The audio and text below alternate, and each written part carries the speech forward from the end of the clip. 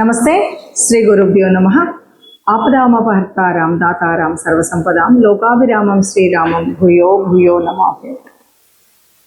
శ్రీమాత శ్రీ మహారాజ్ఞి శ్రీమత్ సింహాసనేశ్వరి చిదగ్నికుండ సంభూత దేవకార్య సముద్యత ఉజ్జిత్వాను సహస్రాభ చతుర్బాహు సమన్విత రాగస్వరూపాషాఢ్య తల్లి శ్రీమాత శ్రీమాత్రే నమః. జూలై మాసంలో రెండవ పక్షానికి 2026లో అసలు గ్రహస్థితి ఎలా ఉంది, ఈ గ్రహస్థితికి అనుగుణంగా ద్వాదశ రాశుల వరకు ఎలా ఉంటుందో చెప్పుకునే ముందుగా గ్రహస్థితిని చెప్పుకుందాం. గ్రహస్థితి కనుక చూసినట్టయితే రాహు కుంభంలో ఉంటాడు, మీనంలో శని ఉంటుంది. కుజుడు మాత్రం మరి మేషంలో నుండి వృషభంలోకి మారి ఉన్నాడు. అలాగే రవి బుధులు ఇంతకు ముందు ఉన్నట్టుగానే మనకు మిథునంలో ఉంటారు. ఇక గురువు మనకి కర్కాటకంలో ఉంటారు. ఇంతకుముందు మొదటి పక్షంలో ఉన్నటువంటి శుక్రుడు నెమ్మదిగా సింహరాశిలోకి వస్తాడు. సింహంలో ఇప్పుడు కేతువు శుక్రుడు కలిసి ఉండడం అనేటువంటిది ఈ రెండవ పక్షంలో ఉన్నటువంటి జూలై మాసంలో మనకు ఆ గ్రహాలకు అనుగుణంగా మార్పులు చేర్పులు జరుగుతాయి అన్నది మనం గ్రహించాలి. దీనికి అంటే మనం ఒక ద్వాదశ మాసాలకు కనుక చూసే ముందు ఒక మాట చెప్పుకోవాలి. ఎందుకు అంటే అసలు ప్రతి మాసంలో నిజంగా మా గతి మారుతుందా, మా స్థితి మారుతుందా అనే వాళ్ళు అనేకం కనిపిస్తూ ఉంటారు. నిజంగా గతి స్థితి మారుతుందా అంటే ఇది దేని మీద ఆధారపడుతుంది అంటే గ్రహాల యొక్క గతులను బట్టి, గ్రహాల యొక్క యుతిని బట్టి, గ్రహాల యొక్క స్థితిని బట్టి, దృష్టిలను బట్టి మార్పు అనేది అయితే ఉంటుంది. అయినా ఇవి ఎంతవరకు ఉన్నా ఈ కోటాను కోట్ల ప్రజల్లో కొంతవరకే ఈ పర్సంటేజ్ కనబడుతూ మిగతాది, ఎందుకంటే మనం చెప్పిన తర్వాత మీరు అన్నట్టుగా కొంత కనిపిస్తుంది కానీ ఇంకా అంతా అయితే కనిపించట్లేదు అంటుంటారు. అంతా కనిపించాలి అంటే తప్పనిసరిగా చేయవలసినటువంటి పని ఏంటి అంటే తప్పనిసరిగా మీ జన్మజాతకాన్ని మీకు వీలైన చోట వీలైన వాళ్ళతో చూయించుకోవడం అనేది మంచిది. జన్మజాతకంలో ఉన్నటువంటి వాటికి అనుగుణంగా ఇప్పుడు మనము ఈ మారుతున్నటువంటి గ్రహాలకి ఎలా ఉంటుంది, ఇది సర్వసాధారణంగా అందరికీ కలిపి చెప్పేటువంటి గ్రహస్థితి. కాబట్టి గ్రహస్థితి మారినప్పుడు మన యొక్క జాతకం ఎలా ఉంటుంది అన్నది ద్వాదశ రాశులకు మనం చెప్పుకుంటూ వస్తుంటాం. ఆ విధంగా ఇప్పుడు ఒక్కొక్క రాశికి మనం తెలుసుకుందాం. తదుపరి రాశి మిథున రాశి.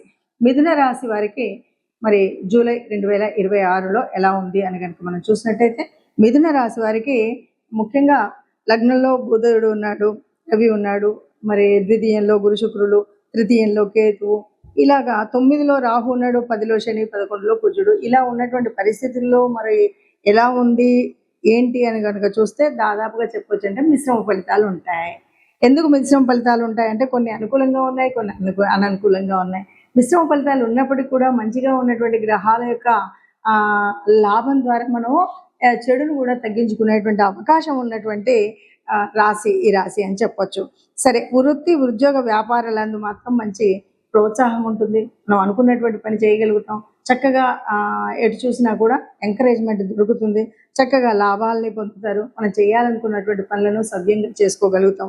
అలాగే ఎవరికైనా ఇంతకుముందు ఏదైనా ఇవ్వాల్సిన వస్తువులు ఉన్నాయి, డబ్బులు కానీ ఇలాంటివి, అప్పులు ఇలాంటివి ఉన్న వాళ్ళందరికీ కూడా ఇక్కడ మనం ఆ చెల్లింపులను పూర్తి చేసుకోగలిగేటువంటి స్థితి ఉంటుంది.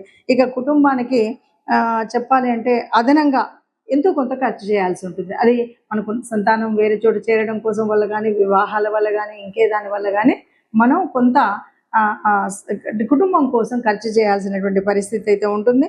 ఇంకా ఆరోగ్యం విషయంలో చూస్తే మాత్రం కాస్త జాగ్రత్తగా ఉండడం మంచిది అని ప్రత్యేకించి చెప్పవలసినటువంటి స్థితి అయితే ఉంది. ఇక వ్యసనాలు, ఇది ముఖ్యంగా మగవాళ్ళకి సంబంధించిందే కాదు, ఆడవాళ్ళకి సంబంధించింది కూడా. ఒక్కొక్కరికి ఒక్కొక్క రకమైన వ్యసనం ఉంటుంది. అయితే ఇది పూర్తిగా మన నుండి కాకుండా మన మిత్రుల నుండి ప్రోత్సాహం పొంది ఆ వ్యసనాన్ని అలవాటు చేసుకునే పరిస్థితి బాగా కనిపిస్తుంది. కాబట్టి మిత్రులతో స్నేహం చేసేటప్పుడు అయినా సరే చాలా జాగ్రత్తగా ఉండాలి. కొత్త కొత్త రకాలైనటువంటి వ్యసనాల జోలికి అస్సలు వెళ్ళకండి. కొంతమందికి ఏమీ లేకుండా పిచ్చి పిచ్చిగా గేములు ఏవో ఆడుతూ డబ్బులు పోగొట్టుకునే పరిస్థితి ఉంటుంది. అది కూడా వ్యసనమే. ఈ వ్యసనాన్ని ఇలాగా కొత్త వ్యసనాలు ఏవి కూడా మన జోలికి రాకుండా జాగ్రత్త పడడం చాలా మంచిది. ఇక వివాహాలు కాని వాళ్ళు ఉన్నారు, లేదు వివాహమైన వాళ్ళు ఉన్నారు, వాళ్ళందరూ కూడా బాగా ఉంటుంది. అలాగే ఉద్యోగం లేనటువంటి వాళ్ళకు కూడా ఈ సమయంలో ఉద్యోగం వచ్చే అవకాశం, అంటే మనం ఇప్పటికే అప్లికేషన్ పెట్టి దానికోసం ఇంటర్వ్యూ ప్రిపేర్ అయ్యి ఉంటే తప్పకుండా సిద్ధించేటువంటి అవకాశం అయితే ఉంది. వాహన యంత్రాలు ఏవైతే ఉన్నాయో వాటిని వాడే వాళ్ళు ఎవరైతే ఉన్నారో, అంటే వాహనాలు నడిపించే వాళ్ళు కానీ, యంత్రాలు తో పనిచేసే వాళ్ళు కానీ చాలా జాగ్రత్తగా ఉండడం అనేటువంటిది ఇప్పుడు మీకున్నటువంటి కుజుడి యొక్క పరిస్థితి మూలంగా మనం చేయాల్సినటువంటి ఒక నియమం ఏంటంటే చాలా జాగ్రత్తగా నడిపించాలి అన్నది దృష్టిలో పెట్టుకోవాలి. ఇప్పటి వరకు మీరు ఈ గ్రహస్థితిని చూశారు కాబట్టి ఈ గ్రహస్థితి మరి ఇలా ఉన్నప్పుడు ఎవరం కూడా కష్టాలను ఆశించం, ఎవరు కూడా కష్టాలు ఇష్టపడం. అయినా గ్రహస్థితి ఇలా ఉంది. ఎప్పటి నుండో అనుభవిస్తున్న కష్టాలు ఉన్నాయి, నష్టాలు ఉన్నాయి. అందరికీ ఆశాజనకంగా ఉండే విధంగా ఉండాలన్నదే ఉంది. కాబట్టి మనకు తప్పనిసరిగా కావాల్సినటువంటిది దైవానుకూలం, అలాగే గ్రహాల యొక్క అనుకూలత కావాలి. మనం ఏది ఏమన్నా గ్రహాల సంచారాన్ని బట్టి ఉంటుంది, కానీ మనకు అనుకూలించే విధంగా ఉండాలి అంటే మనం పుట్టినరోజు తెచ్చుకున్న ప్రారంభాన్ని బట్టే ఉంటుంది. పుట్టినప్పుడు మనం తెచ్చుకున్నటువంటి ప్రారంభం వల్ల కొన్ని యోగించేవి, కొన్ని యోగించేవి ఉంటాయి. అయినప్పటికీ ఇలాగ మనం ఏదైతే గోచారం చూస్తూ ఉన్నామో, గోచారంలో జరిగేటువంటి మార్పుల వల్ల కొంత ఉపశమనం పొందడానికి మాత్రం లాభం ఉంటుంది. ముఖ్యంగా చెప్పేది ఏంటంటే ఈ మాసంలో అవునన్నా కాదన్నా మరి గురువు యొక్క మార్పు అన్నది మనం చూసినటువంటిది. ఈ గురువు మార్పు వల్ల ఈ గురువు అనుకూలంగా ఉన్నవాళ్ళు, అనుకూలంగా లేని వాళ్ళు అన్నది కాకుండా ఒకటి మనం చేయాల్సింది ఏంటంటే గురు గ్రహానికి మనం అంటే ఏదైనా ఒక గురు మంత్రాన్ని తీసుకొని ఈ మాసం అంతా కూడా తప్పనిసరిగా చేసుకోవాల్సినటువంటిది ఏంటంటే గురు మంత్రాన్ని తీసుకొని, అంటే ఏ గురువుకు సంబంధించినటువంటి మీకు సంబంధించినటువంటి దక్షిణామూర్తి అవ్వచ్చు, దత్తాత్రేయుల వారు అవ్వచ్చు, లేదా మీకు సంబంధించిన స్వయం గురువులు అవ్వచ్చు, లేదు ఇలా ఏ గురువుకు సంబంధించిన స్తోత్రం ఉన్నా ఆ స్తోత్రాన్ని మనం పాటించడం, లేదు నవగ్రహాల్లో ఉన్నటువంటి బృహస్పతికి సంబంధించినటువంటి శ్లోకం ఇది నిత్య పారాయణంగా పెట్టుకున్నట్టయితే మనకు ఈ గోచారం వల్ల ఏదైనా చెడు జరిగేది ఉంటే మీకు గురువు ఆ చెడును జరగకుండా సర్వవేళలా కాపాడుతూ ఉంటాడు. ఇక రెండవది, లేదు గురువు అనుకూలంగా ఉన్నాడంటే జరిగే మార్పుల్లో, మంచి మార్పుల్లో ఇంకా మంచి జరుగుతుంది తప్ప మీకు ఎట్లాంటి నష్టం ఉండదు. కాబట్టి ఈ గురువుకు సంబంధించినటువంటి ఈ విషయాలు చేయడమే కాకుండా ఇంకా గురువు యొక్క అనుగ్రహం పొందాలి అంటే తప్పనిసరిగా మరొక మార్పు చేసుకోవాల్సింది, ఎవరైనా వృద్ధులు ఉన్నటువంటి వాళ్ళు, అంటే తండ్రి సమానులైనటువంటి వయసు ఉన్నటువంటి వాళ్ళు, అంటే వృద్ధులకు సహాయం చేయడం, సహకరించడం అనేటువంటి విషయాలు ఉంటాయి కదా, ఇవి కూడా చాలా వరకు గురు గ్రహం యొక్క సంతృప్తిని, గురు గ్రహం యొక్క అనుగ్రహాన్ని పొందడానికి వీలైనటువంటి అంశాలు. కాబట్టి ఆ రకంగా చేసుకుంటూ వెళుతూ ఇక మనం ఒక్కొక్క గ్రహంలో ఉన్నటువంటి మార్పులు చేర్పులు ఉన్నాయి కాబట్టి వాటిని అనుసరిస్తూనే వెళ్ళాలి. ఏదేమన్నా సరే రాహుకేతువుల మధ్యలో నలిగిపోతున్నటువంటి గ్రహాలన్నీ ఉన్నాయి. ఈ సమయంలో ఏది ఏమన్నా సరే వీలైనంత వరకు సుబ్రహ్మణ్య స్వామి దర్శనం కానీ, సుబ్రహ్మణ్య స్వామికి సంబంధించినటువంటి వరకు ఏదైనా స్తోత్రం, స్తుతి ఇలాంటివైనా చేసుకున్నట్టయితే చాలా వరకు మనం అనుకున్నటువంటి కష్టాలు ఏవీ లేకుండా నిబ్బరంగా ముందుకు వెళ్ళేటువంటి పరిస్థితి కనిపిస్తుంది. ఆ పరమాత్ముడు తప్పకుండా అందరినీ కాపాడుతాడు. అందులో మనం నిత్యం ఇలాంటి చక్కటి పారాయణం కానీ లేదా ఆ సంబంధిత శ్లోకాలను కానీ చదువుకున్నట్టయితే ఒక సత్సంగత్యం వల్ల, ఆ దేవాలయం యొక్క పాజిటివ్ వైబ్స్ వల్ల తప్పకుండా మనకు మంచి జరుగుతుంది. మనం ఎప్పుడు ఏ మాసానికి ఆ మాసం చూసినప్పుడు కొన్నిసార్లు ఏమవుతుందంటే ఆ మాసంలో మనకు అనుకూలించే విధంగా, అంటే గ్రహాల అనుకూలం ఎలా ఉన్నా కానీ మనకు ఆ మాసంలో వచ్చే కొన్ని పండగలు ఉంటాయి. ఆ పండగల యొక్క ఫలితాన్ని కూడా పొందేటువంటి అర్హత పొందాలి అంటే తప్పనిసరిగా దానికి సంబంధితమైనటువంటి పూజలు చేసుకోవడం వల్ల కూడా ఈ గ్రహాల యొక్క అననుకూలత ఏదైతే ఉందో దాన్ని మనం మాయ చేయొచ్చు. ఆ రకంగా కనుక మనం చూసినట్టయితే మనకి 16వ తారీఖు, జూలై 16వ తారీఖు మనకు జగన్నాథ రథయాత్ర ప్రారంభమవుతుంది. ఆ జగన్నాథుడు అంతకు మించినటువంటి గురువు ఎవరు ఉంటారు మనకి?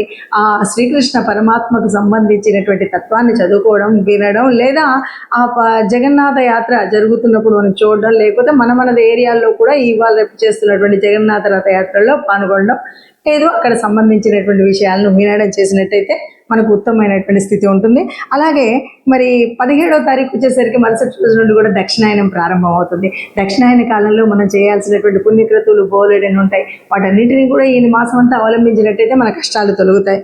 ఇంకా ముఖ్యంగా తెలంగాణ ప్రాంతంలో ఉన్నటువంటి భక్తులందరికీ కూడా మనకు తెలిసినటువంటి విషయం, ఈ జూలై మాసంలో ఆషాఢం ప్రారంభం అవ్వగానే మొదటి బోనాల పండుగ వస్తుంది. బోనాల పండుగ ఎవరికి చేస్తాము అంటే ఆ పరాత్పరేశ్వరి అమలగన్న అమ్మకి చేస్తూ ఉంటాం. కాబట్టి ఆ తల్లిని తెరవడం కూడా ముఖ్యము అనే విషయాన్ని మనం గ్రహిస్తే కనుక బాగుంటుంది. అలాగే ఈ నెలాఖరు చివరికి 25కి వచ్చేసరికి తొలి ఏకాదశి ఉంటుంది. తొలి ఏకాదశి వచ్చింది అనగానే ఆ సర్వజగన్నాథుడైనటువంటి రక్షకుడైనటువంటి ఎవరైతే ఈ మనకు తెలుసు త్రిమూర్తులలో ఎవరైనా సరే బ్రహ్మ సృష్టిస్తే మరి విష్ణువు ఎప్పటికప్పుడు రక్షిస్తూ ఉంటాడు. రక్షణ కార్యం చేసేటువంటి ఆ విష్ణుమూర్తిని ప్రార్థించేటువంటి సమయం మనకు తొలి ఏకాదశి. ఏకాదశులన్నీ కూడా విష్ణుమూర్తికి సంబంధించినప్పటికీ తొలి ఏకాదశి రోజు స్వామిని ప్రార్థించినట్టయితే మనకు ఏ రకమైన కష్టాలు ఈ ఒక్క నెలే కాదు, రాబోయే 6 నెలల వరకు కూడా మనం అన్నింటి నుండి హాయిగా ఉండగలిగేటువంటి గ్రహస్థితి మనకు ఉంటుంది అని చెప్పుకోవచ్చు. అందరం బాగుండాలి, అందులో మనం ఉండాలి. జై శ్రీరామ్.